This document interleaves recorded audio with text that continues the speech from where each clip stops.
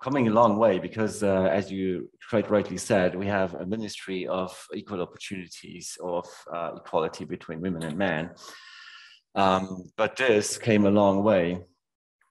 So because it's more than a priority for the government, it's kind of a philosophy, something that started in the 1970s. And yeah, went till today. I'm not going to go through, all the history because that's not the time I have. So I'm just going to go through some basic things. Like in 1981, Luxembourg first legislated on equal access to work, training, lifelong learning, and basically working conditions, which at the time wasn't giving. Short after, even the Grand Duke made a decree that gave birth to a women in the workforce working group, which was supposed to analyze the women's situation in the working society. In parallel, the government opened up high-ranking military careers for women, which you might think is not really important, but for the government it was, because it was the only career that till then women could not access. And so to walk the talk, they opened it up. And all this led to the Ministry of Female Promotion in the 1989s, where you can still see that we're in a kind of rebellion phase, because we had the legislation granting equal access, we had a working group being created, and now there is a ministry and it's called Female Promotion. So still there's a kind of rebellious underlying message in that. Quite rightly, because it was very much needed. And shortly after, but for government speaking, it's shortly after. So in 1996, the parliament formed a commission around equality between women and men. And the government itself had inter-ministry bodies who discussed equality when legislation was passed, when decrees were released, even when the government opened up requests for proposals, which also was the date of the first official campaign related to equality as such.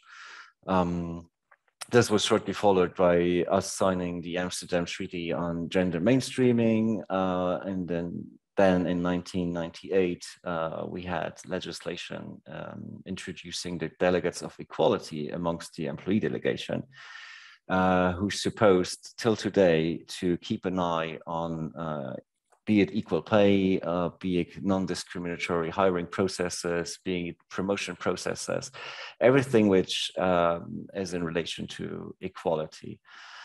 In 1999, we introduced the law on parental leave, which I think,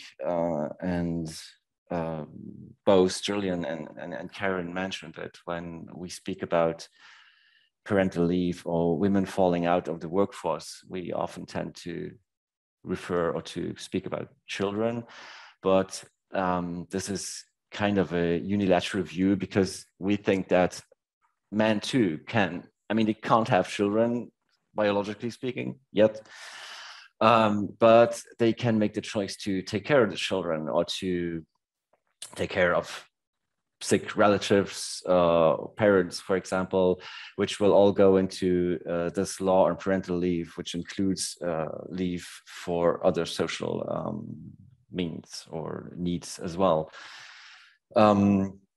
In 2001, we had legislation passed to protect pregnant women and also returning mothers in that case, or I wrote breastfeeding individuals because these days when you gender, it's becoming quite tricky in a sense to be completely inclusive, which we really try to be. And in 2004, this led to the Ministry of Female Promotion, but there is a mistake. It's not female promotion. Oh, the Ministry of Female Promotion, sorry, became the Ministry of Equality. Yeah, because we wanted to pivot our approach towards being more inclusive ourselves. So we took away the female promotion and made it equality, which is more inclusive in a way. Although this then, in 2006, we had a constitutional change. So equality between women and men has now its own place in the Luxembourgish constitution, which before that point it didn't have. In 2010, then, as a symbolic sign, the rules of succession from our Grand Duke were changed as well, so that now, no matter if you're a woman or a man, you can succeed to the throne. We made it unlawful in 2015 to differentiate when it comes to benefits and bonuses in the financial services and in the insurance business. In 2016, we had the principle of equal pay included or written into law, amounting to an offense actually, which at that point it wasn't. And finally, in 2018, the Ministry of Equality became the Ministry of Equality between women and men. Not to bore you with, but I think it's interesting to notice that it's not something that happens overnight. It's something that takes a lot of effort and also time and patience.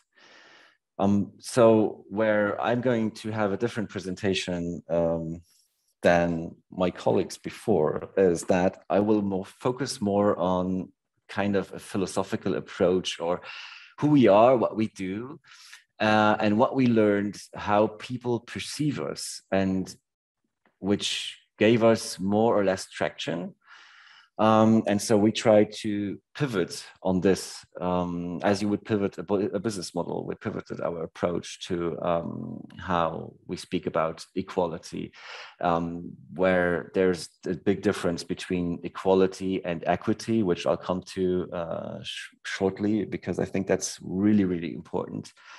And so to come back to what we do is really raising awareness, because we think that, and I think that Karen put it out when saying most of the inequalities are unintentional.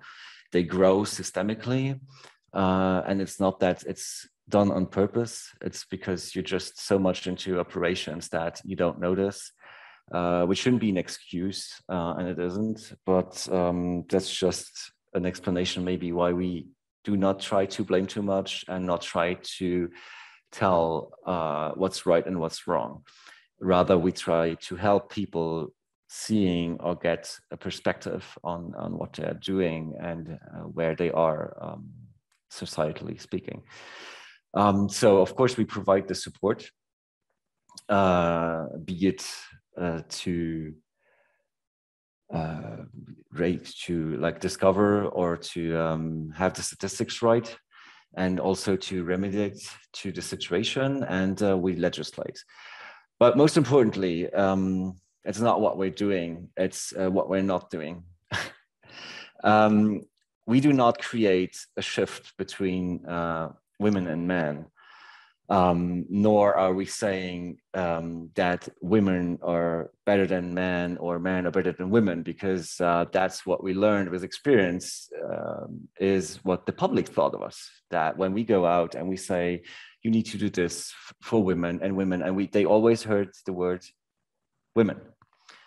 And then we questioned this, because why are people so reluctant when we go out there and talk to them about equality? And even I today, when I go to see businesses and they'll tell me like, oh my God, here comes, you know, the women guy. And it's really not about women. And neither do we want to make men out of women and vice versa. We really want to keep this diversity and it should be kept that way.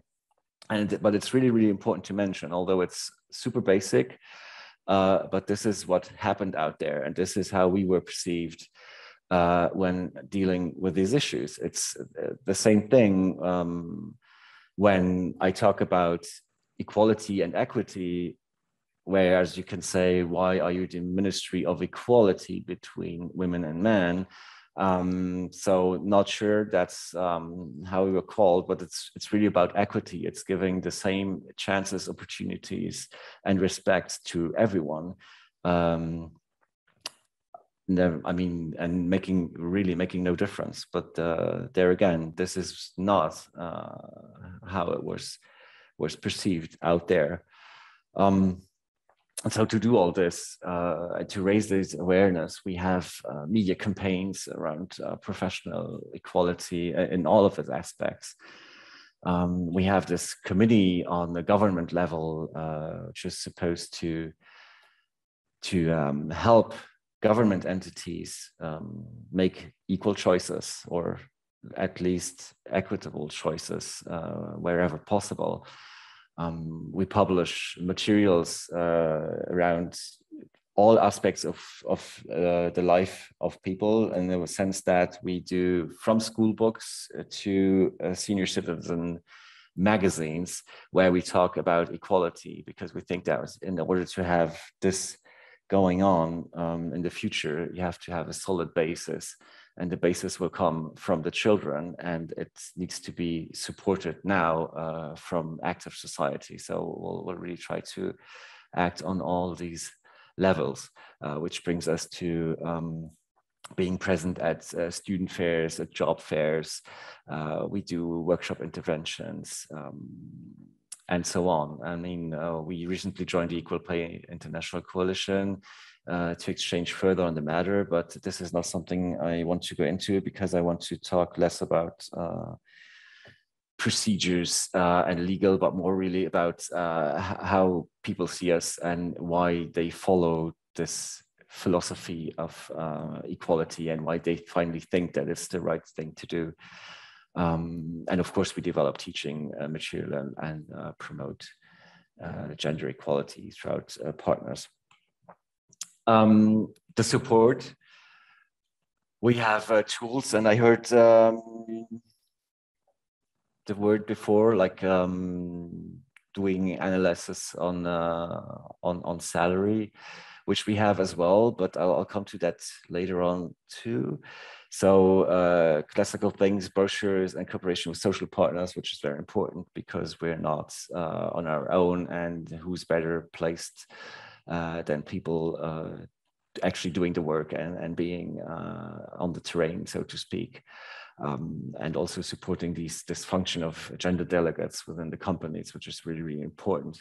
And although I said that after the rebellion, we didn't do shaming or peer pressure, but we created a help desk set up in cooperation with the Ministry of Labor, so that people are able to report when they think that they are not equally treated, which beforehand wasn't really possible. And if it was, it always entailed legal action. So we created a neutral ground for these kind of precedents to be put forward, and so that people wouldn't have to, go the whole way from the start, because sometimes you think that something might be, and maybe it's not, and not to, go into that direction. We said, hey, let's put or create something neutral where people can discuss first, and if there's a need, they can take legal steps after. Then we associate with social partners and representatives of the social society, of course, and to reflect on how to eliminate the remaining inequalities, because there's still a lot of them. And that's what was mentioned before, and I won't even get started on them, because there's no time for that either, about from the mental charge of women, and what women do, especially the unpaid work women are providing, which is huge compared to what men do, and so on. But that's something we might discuss later.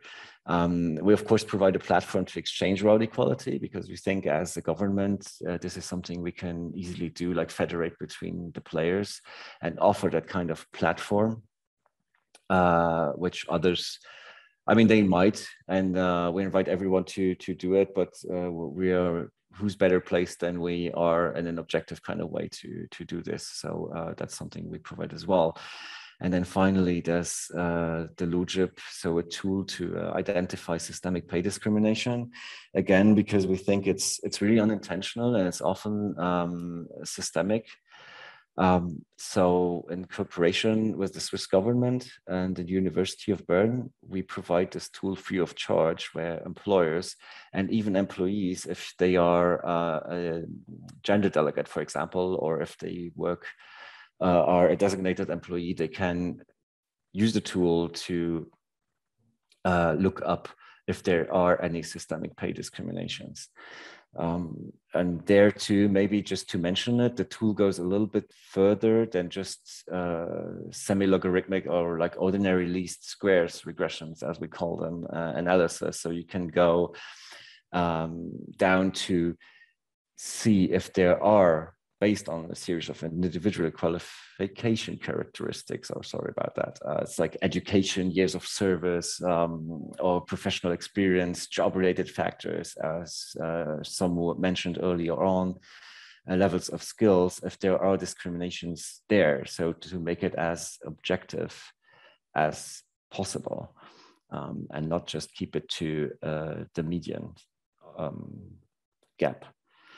Something which we're very proud of is our female board pool initiative as well, because we think that in order to have this change making an impact in the future, and even to happen, you need women in this decisive work pool. So more women in management, more women in board of directors.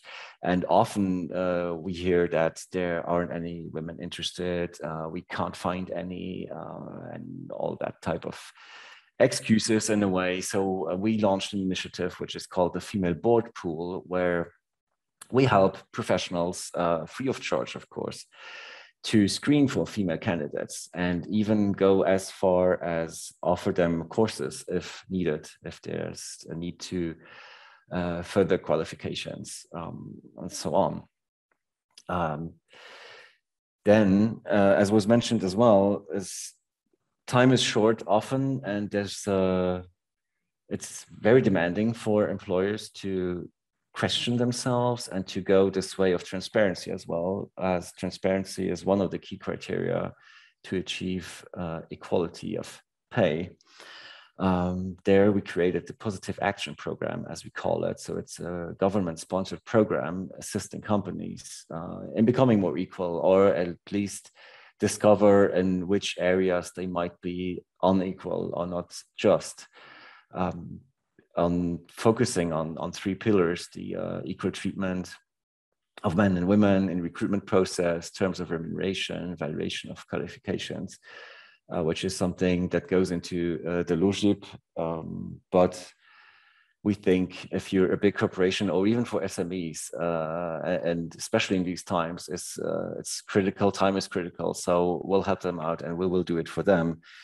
Same as gender equality in decision-making, looking at promotions, access to continuous vocational training, equal participation in decision-making. How is this going forth within your company? How are people promoted? Are they promoted? What's the criteria? And so on. But again, just to give them the perspective and have this kind of self-reflection and not to point out things. It's really, I wouldn't say, if I now say hope, you can take me back on this, but experience show that if they notice, they will change something because it's not in their interest and they know it. Same as equality in professional and private life, where taking parental leave, and this counts for men and for women, or for women and for men, that often there are no career plans. They have no idea what's happening when they come back, and so do the employers. Often they do not know. And I can tell you that we had the same discussions within the state, as even in the state or in the government, where people took parental leave and nobody had the clue who would replace or who would take up their workload and what would be their place in the institution when they come back.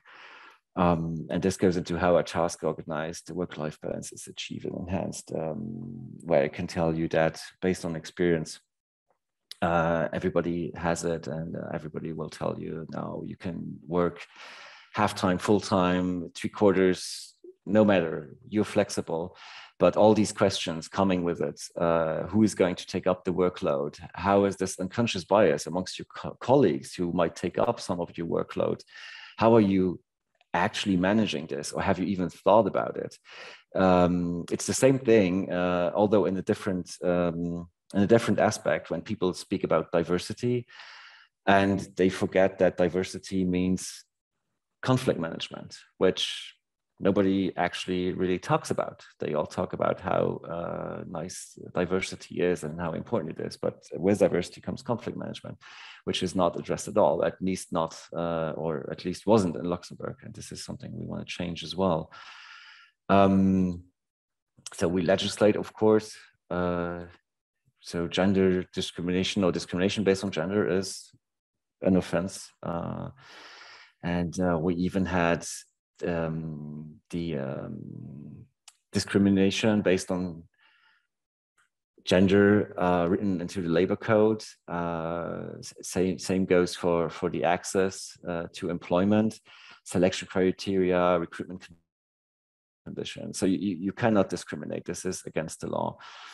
And in autumn 2014, the government even committed to a target of at least 40% of female representatives in states either owned, which we have some, or companies where the state has a stake in them, have a board of directors composed of at least 40% of the underrepresented sex, which, of course, statistically speaking, are always women. There's a note which I included just to be complete, is that in 2019, we reached that quote and we had more than 40%. Well, it's 40.19% of women representing the state and decision-making bodies of public establishments. And establishments, of course, included in these where the state has a stake in. But let me come back to my favorite topic, is that we always speak about women and men or gender, and which are two completely different definitions and have two completely different meanings. And we think in Luxembourg, at least, that women aren't unicorns. I mean, and neither are men, right? And this discussion, when you talk about either the one or the other, you still segregating them into pillars. And I like to compare it to playing a game, whereas we are the players and we always talk about the players. We talk about stereotypically, you need to enable women to, take up a management position in your company. So you have to, let's say, offer them a daycare where next to the company at best, or you have to be more flexible. But this is so player-centric or focused on the persona. It's not focused on the system, because it's not, the woman is not the problem or the woman. The system is the problem. And we think as long as you keep discussing around the players, you won't change the game, because it's too easy. It's like we saw that the gender pay gap took away the light or overshadowed the fact that women did not advance as did men in corporate structures. But as when we go there and we talk to the representatives, they will always tell us, oh, but what's the issue? Because we pay equally and we treat equally. And they could even show us that they would, but they wouldn't treat promotions equally. Although they can tell us that, hey, you know what, they had parental leave, or they they're women. Yeah, basically it's they're women, they had kids, and now they need to take care of the kids. But it's not because they're women, it's a choice. And the choice, the system doesn't incorporate the choice, and which works very, very nicely is when you say it's not about the 50-50 question. And there comes, it's fighting our own stereotypes, right? It's really about getting on the same players field in terms of making it clear that the system needs to pivot as have the players, because these days, if you are a woman, let's say, and I'm very stereotypical now, and you get pregnant, you decide to take care of your kid, and I take a man who stereotypically, again, he goes cycling, let's say, he cycles three hours a day. So he needs to take time to cycle as well. And you never know, he might have a competition to attend to. So he has to take time off work to do this. And both of them will be in the same situation statistically, because they have less time to spend at work. And they will be less reliable in the terms of the employer, because one might have a child which gets sick and you have to attend to, and the other one might hurt himself doing sports. And I'm not even talking about people who decide to take care of their parents, for example, or who do charity work or whatever. But just to tell you that there needs to be a change in the system. And that's where we are working towards, to change, to have the systemic change and to have everybody on board. Because now we really talk about the one pillar and the other pillar, and we never actually combine them, and we do not speak about the needs and what's really happening, or why these differences come together and make or create these gaps. I see that I might run out of time with all these concepts, but I think the idea is clear. We have aligned interests, both of, I mean, women and men, aligned interests, and it's all only together that we can achieve them, and we need both of us to go there. And the only thing, at least, or the only way we see is going there together. Stop talking in pillars, stopping segregating, although statistically you have to have these indicators, sure, but in your daily work and your approach, you shouldn't have them. You should really concentrate on the game and not the players, and make this game as equal as possible.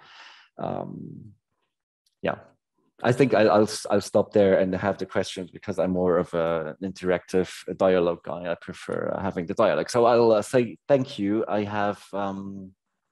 Thank you, Maximilian. That was very interesting. Thank you very much for your presentation and for this mindset, because my mind was shattered. And I wanted to ask about this platform for opinion exchange. How did you implement it in your life? That platform was a Zoom, Teams, or working group, or Facebook? What kind of platform that was? Thank you. It is a platform dedicated to the equality delegates, where they can log on and exchange in, you can compare it to sort of forum, where they put in their main concern or their question, and they have their peers responding to them. And what we try to do is use them as vectors. So we'll have equality delegates out of the public sector, out of the private sector, and out of the educational sector, because they all have similar issues, but very different views on how to cope with them. Uh, and in addition, this gives us a view on what currently is of an issue, and we can communicate with, be it, most of the time as info material, it's just text-based, And once a year, we invite all of them together, although there was COVID for the last 2 months, but to gather and exchange on the topics of equality. We have another question. Hello, thank you for this inspiring speech. And I have a practical question as well. Talking about this female board panel, as far as I understand, it helped, or it was kind of a database in order to find the candidates to work in the boards. Am I right? So the question was, did you measure and did you look into the usage rates? So how actively people use this pool? Thank you. That's a very good question. Yes, we monitor. So yes, on it's basically a list of women that would be available or have time and competence to put up with the board position. And it's not as much used as we'd like to. There are prejudices, but we are not sure where they come from.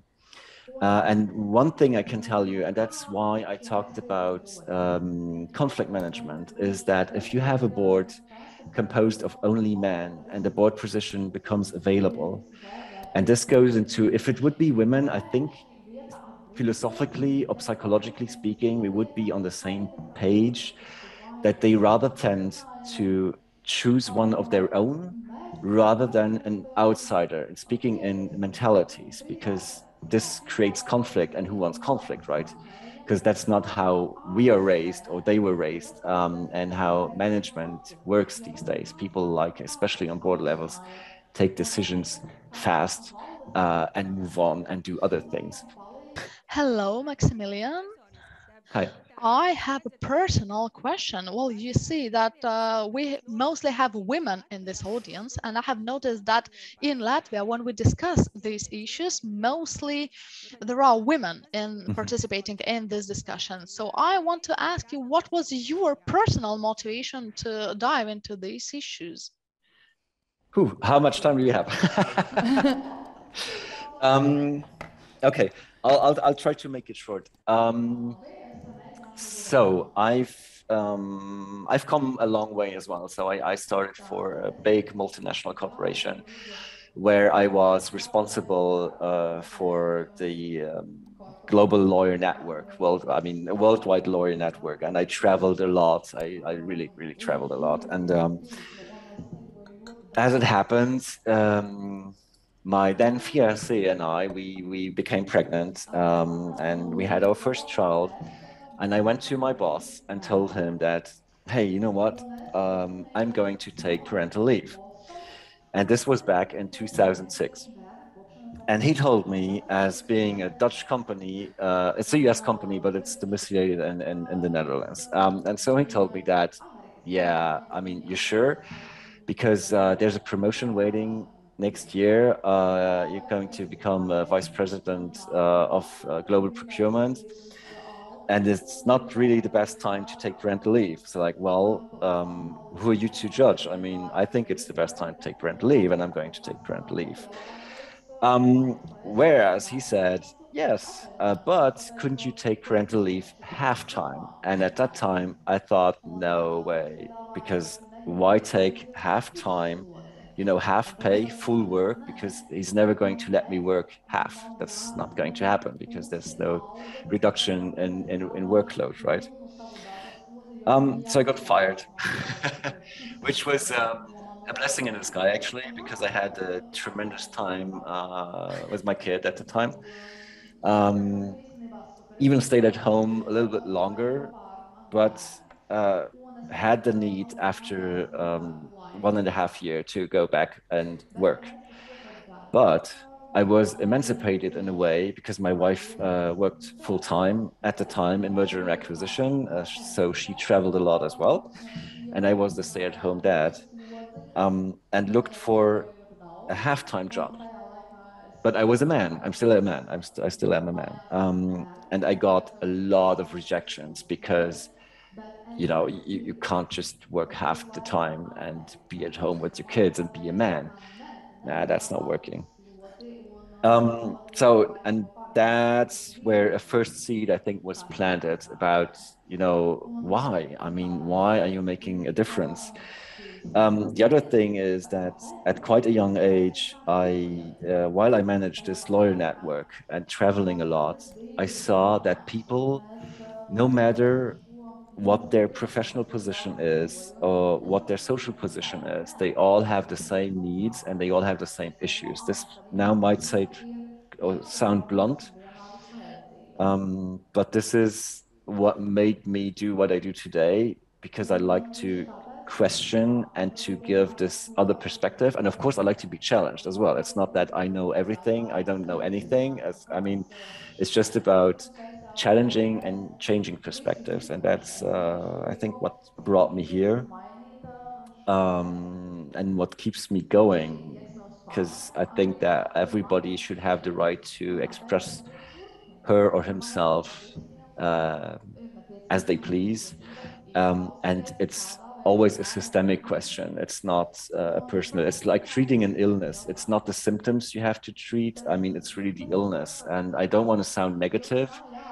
I just want to sound more macroeconomic, because that's the other thing which I always notice, that we speak too much of microeconomics and not enough about macroeconomics. Thank you very much. And I think that is very interesting and very well. And basically, we need to say thank you to your previous employer for firing you, because we were lucky enough to hear about your experience.